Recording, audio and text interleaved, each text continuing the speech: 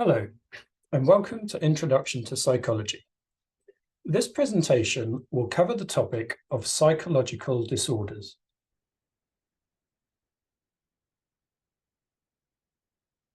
The presentation will follow the outline shown, starting with the question, what are psychological disorders? There is no universally agreed definition of psychological disorder. However, for the purposes of this class, we will define psychological disorders as patterns of actions, thoughts, or feelings that are deviant, distressful, and dysfunctional. We can look at this definition in more detail. Actions are the things that a person does. Thoughts are the notions that a person has. And feelings are the emotion that a person experiences. To be classified with having a psychological disorder, a person's actions, thoughts, or feelings must be deviant, distressful, and dysfunctional. We can examine each of these three Ds in turn.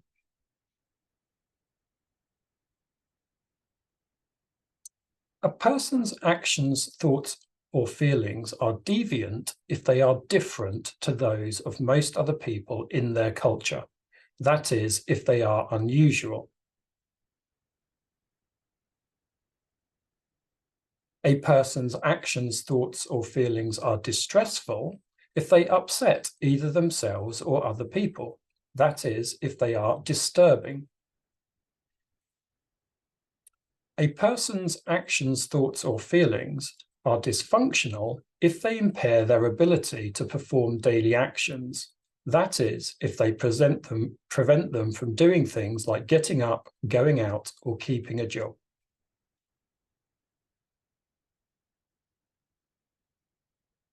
The next question addressed in this presentation is, how are psychological disorders explained?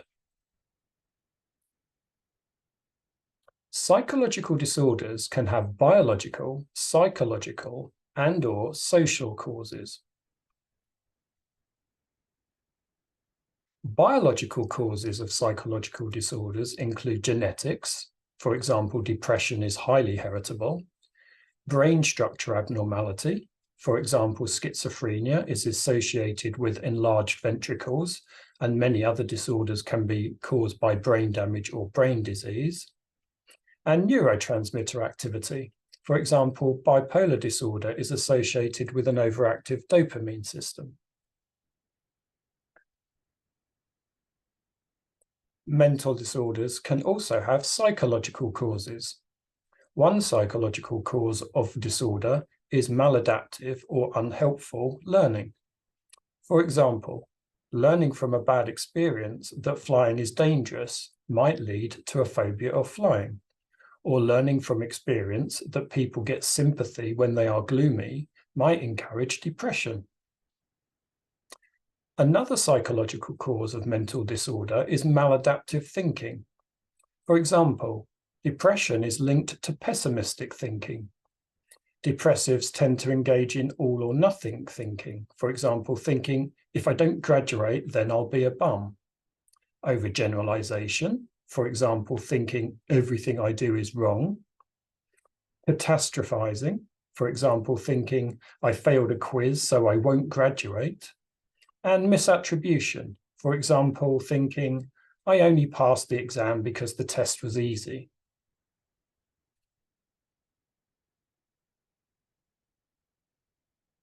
Psychological disorders can also have social causes. Social causes of psychological disorders include cultural pressure. For example, the expectation that women must be thin can lead to eating disorder, and harsh living conditions. For example, isolation might lead to depression, or danger might lead to anxiety.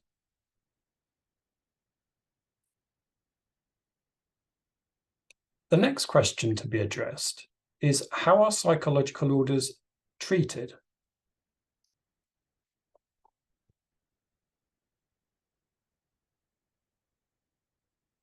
Biomedical therapies are treatments that reduce the symptoms of psychological disorders by altering brain functioning.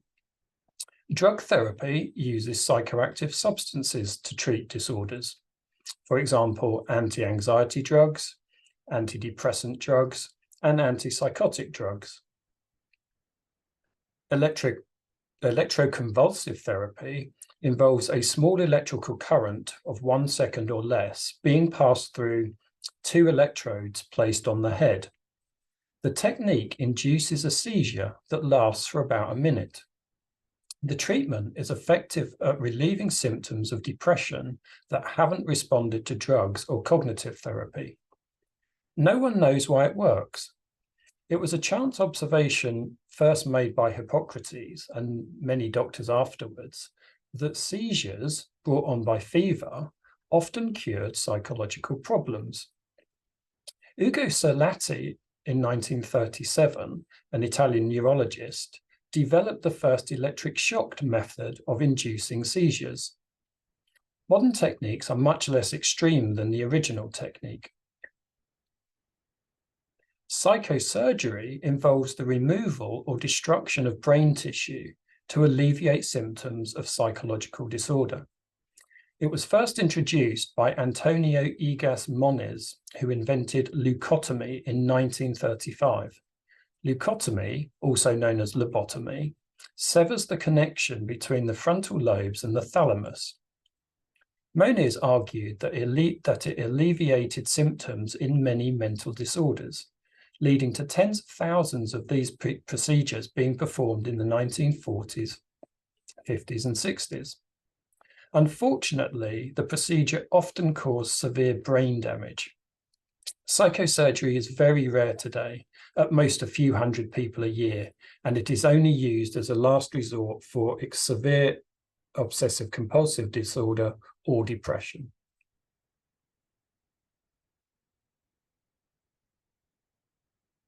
Behavior therapies are treatments that rely on associative learning to reduce the symptoms of psychological disorders.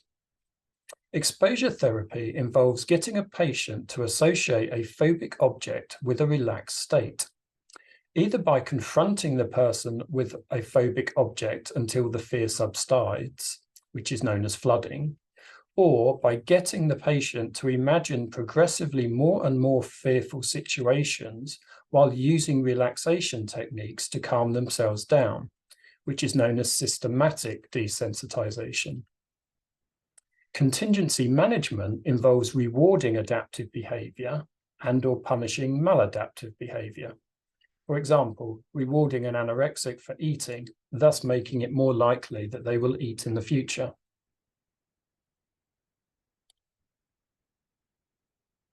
Cognitive therapies are treatments that reduce the symptoms of psychological disorders by changing people's thinking. That is, they help people to overcome maladaptive cognitive distortions. This can be achieved in many ways. Decatastrophizing involves helping clients to see that things might not turn out as badly as they fear. For example, helping a client to see that failing a quiz doesn't mean that they will never graduate. Reattribution involves helping clients to allocate credit or blame realistically. For example, helping a client to see that it isn't entirely their fault that their son is failing at school. Mindfulness involves helping clients to stop ruminating or obsessing about negative thoughts. For example, helping a client to direct their attention to what is actually happening at the present moment instead of dwelling on their worries. It should be noted that cognitive behavior therapy combines both cognitive and behavioral treatments.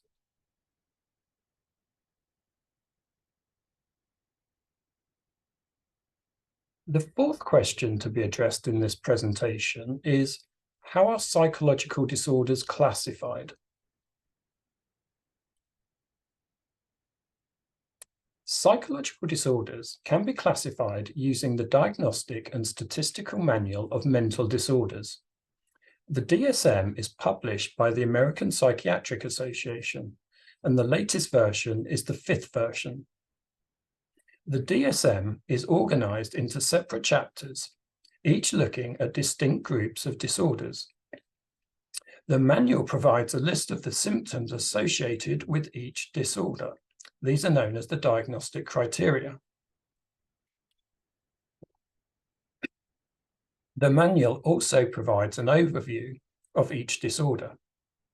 It states how common a disorder is, its prevalence, at what age symptoms typically arise, its onset, and how symptoms tend to progress, its course.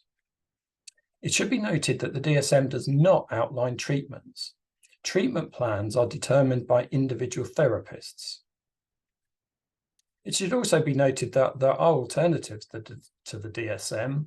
These include the International Classification of Diseases, the ICD, and the Hierarchical Taxonomy of Psychopathology, the HITOP.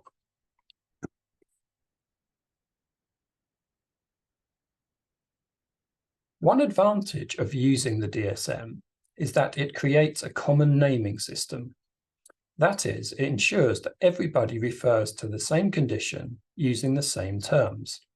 For example, every practitioner calls depression depression.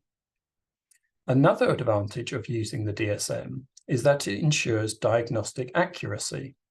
Practitioners simply refer to the checklist of symptoms provided for each disorder, and if a client has them, then they are diagnosed accordingly. The disadvantage of the DSM is that labeling has negative consequences. Firstly, diagnoses can be hard to shake off because the behavior of people who have been diagnosed with a disorder is often misinterpreted. For example, if a regular person suffered a few nights poor sleep, then it would probably be seen as perfectly normal insomnia. However, if a person diagnosed with generalized anxiety disorder suffered a few nights poor sleep, then it might be seen as proof of their illness. A second disadvantage to labeling is that people diagnosed with mental disorder can be stigmatized and possibly discriminated against. For example, a psychiatric patient might be looked down upon and denied a job even though their illness does not impair their performance in the workplace. A third disadvantage to labeling is that diagnoses can be self-fulfilling. For example, a psychiatric patient might conform to the stereotype of a mental ill person and start acting in a dysfunctional way.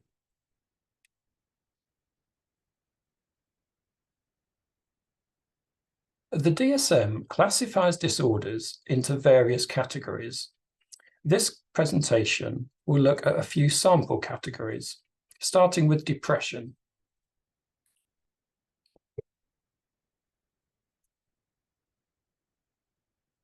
The most widely known depressive disorder is major depressive disorder. Major depressive disorder is a disorder characterized by intense feelings of despair and/or worthlessness over an extended period of time lasting for at least 2 weeks. Sufferers experience a severe drop in mood, they lose interest in activities, and they lack energy. Major depressive disorder is very common. Approximately 70% of people will experience depression at some point during their lives, and about 7% of the US population experiences depression in any given year. There are many causes of depression. Some people are genetically predisposed to the condition. Sometimes depression is triggered by negative life events, such as bereavement, divorce, or job loss. Sometimes depression is triggered by harsh living conditions, such as poor housing, social isolation, or lack of entertainment. And sometimes depression is caused by negativistic thinking, that is, being excessively pessimistic and always assuming that things will turn out for the worse.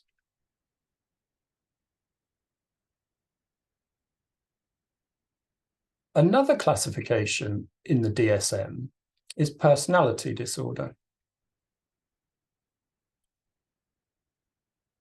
Personality disorders are disorders characterized by a long-standing maladaptive pattern of thinking, perceiving, or behaving.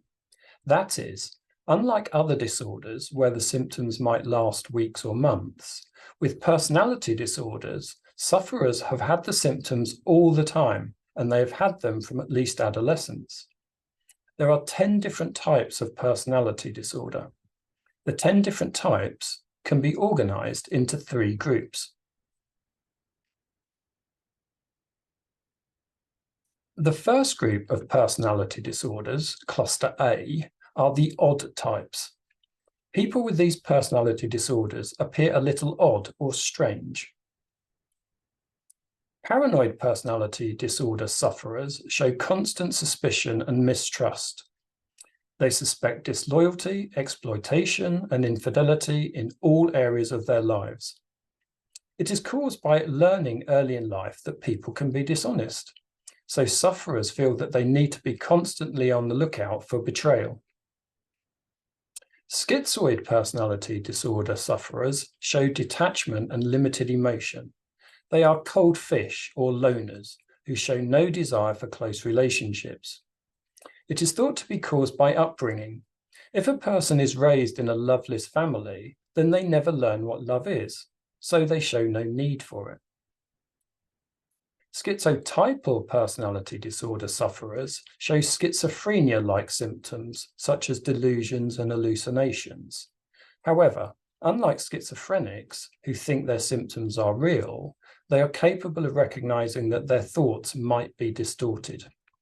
Schizotypal personality disorder can be a precursor to schizophrenia.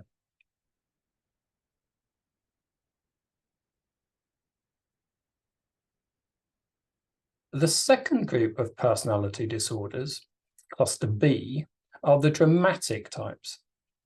Sufferers of these disorders act in an overly dramatic way. Histrionic personality disorder sufferers display excessive attention-seeking behavior. They go to great lengths to make themselves the center of attention. It is thought to be linked to insecurity. This insecurity pushes sufferers towards acting in ways that force people to be protective towards them. Borderline personality disorder is marked by impulsive, dramatic, and possibly self-damaging behavior whenever a sufferer feels that they have been abandoned. It is an overreaction to perceived abandonment. For example, a sufferer might fly into a rage if they lose sight of their partner. Borderline personality disorder is also thought to be linked to underlying security. It is typically treated using dialectical behavior therapy, a form of cognitive behavior therapy, where sufferers learn to recognize their destructive thoughts and work on learning new coping strategies. Antisocial personality disorder sufferers show callousness, recklessness, and a disregard for the rights of others. They lack morality. It is thought to have a biological cause. Reduced connectivity between the amygdala and the frontal cortex limits sufferers' capacity to interpret the emotional expression of others. It limits sufferers' impulse control, and it limits their sensitivity to punishment. Narcissistic personality disorder sufferers show grandiose self-importance. They act like they are better than everyone else and are deserving of special treatment. It is thought to be a defense mechanism against underlying feelings of unworthiness. Sufferers act like they are special to hide the fact that they actually feel unworthy.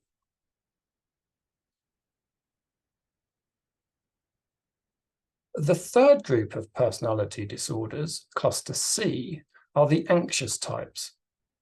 Sufferers of these personality disorders show worry. Avoidant personality disorder sufferers avoid social interaction, even though they desire connections.